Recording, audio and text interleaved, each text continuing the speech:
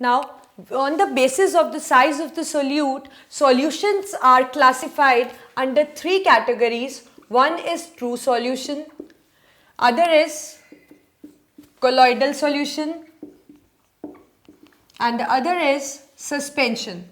So, on the basis of solute size, you should remember it that this is on the basis of solute size.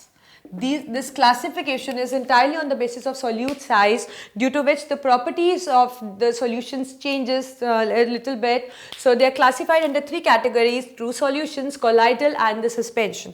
So first of all, I am going to tell you the example, because when I will be telling you the properties, so you should have an idea of the example which I will be stating. Okay, so that means, yeah, this is just obeying it, so that means it comes under the true solution, like that.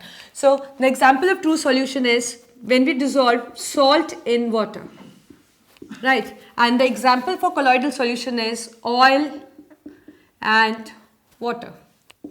And the example for suspension is chalk in water, right? So we have these three examples. Now we'll be considering what are the actually difference that they have among themselves. So first is the true solution. You must be familiar. So if you are dissolving salt in water, so when you stir it, you will get a homogeneous mixture. That means the solute particle is too small. So that means in true solution, solute is too small. And when I am considering oil and water, first we'll take up the suspension, because the colloidal solution has the properties intermediate of true and the suspension. So it will be comfortable for you to study first the true and the suspension, and just to make out then you can make out the moderate properties that lie between the true and the suspension ones. So the suspension ones are those in which the solute size is too big.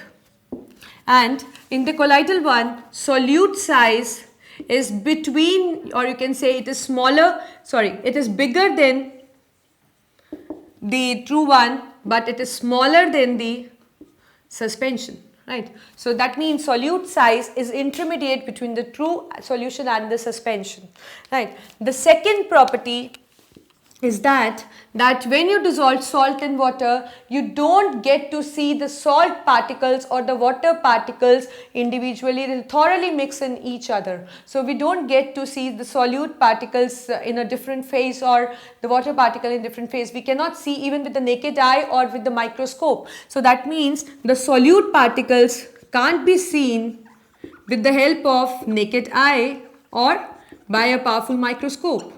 They can't be distinguished from the water molecules.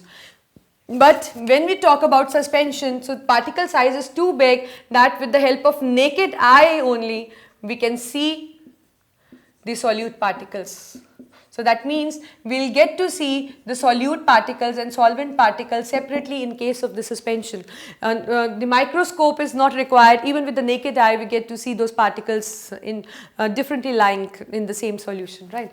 So when I talk about colloidal, so what happens? We are not able to see those particles with naked eye, but yes, with the help of microscope, we are able to see the solute and solvent particles lying differently, right? So similarly, taking into the consideration the more property, I think it is these properties which I am listing, it's clear in your mind because I have already stated an example and you must be applying these properties to these examples. So I think it is a better way to understand it in a proper manner. So similarly, the third property which we have is that when I pass this true solution through a filter paper, then what happened? I'm telling you that when I pass this true solution from a filter paper, what happens? It passed through filter paper. That means the particles, the solute particle do not get separated. They pass through a filter paper. Or if instead of using a filter paper, I use a semi-permeable membrane. What do you mean by semi-permeable membrane? Semi-permeable membrane is something which allow the selected substance to pass through, and the certain kind of substances are just stopped by the semi-permeable membrane. So, but when we use that semi-permeable membrane in case of true solution, then it allows the solution whole, the solute and the solvent to pass through it. They don't get separated. So that means this solution can easily pass through filter paper, the pores of the filter paper and the semi-permeable membrane as well. But when we take this the suspension, and we make them to pass through that filter paper, the solute particles are stopped by the filter paper. So that means the solute particles get separated by the filter paper or a semi-permeable membrane. The reason being the particle size is too big, right? And when I talk about colloids, so what happens? They pass through filter paper. That means they are not separated by filter paper, but when we use semi-permeable membrane, they get separated. The solute particles are just stopped by the semi-permeable. They are not allowed to pass through it. So that means they can pass through the pores of filter paper but cannot pass through the pores of semi-permeable membrane, hence get separated. Similarly, we take into the consideration, if I keep the true solution, the solution of salt and water aside for a few minutes, what is going to happen? Nothing is going to happen, nothing is going to settle down. So that means the solute particles do not settle down when kept undisturbed. But in case of suspension, when we keep it for a few minutes undisturbed, what happens? The solute particles settle down. They settles down due to you can say the big size. In case of colloidal solution, what happens if we keep aside? So they also sometimes they settle down and sometimes they do not settle. That depends upon the different components which we are using in case of the colloids. But maximum of times it do not settle down. Maximum time it do not settle down. And similarly, so what is the nature of this true solution? Homogeneous or heterogeneous? Obviously it is a homogeneous, because definite composition properties throughout. We do not get to see different phases.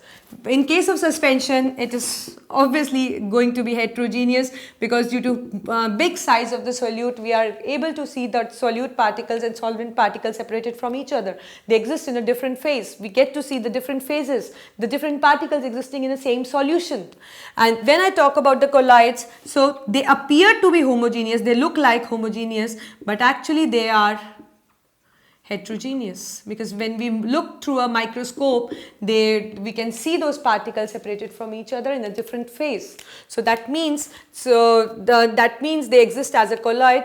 And moreover, you have seen that so many properties, these all properties are just due to the difference in the size of the solute particles. So the main, you can say the logic behind the classifying the solutions into three categories is just the solute size, because they differ in the size of the solute, therefore they are showing the different properties. Sometimes they are passing through filter paper, sometimes they are appearing in a different phase, sometimes they just occur in a one phase. So this is how you classify the solution according to the solute size.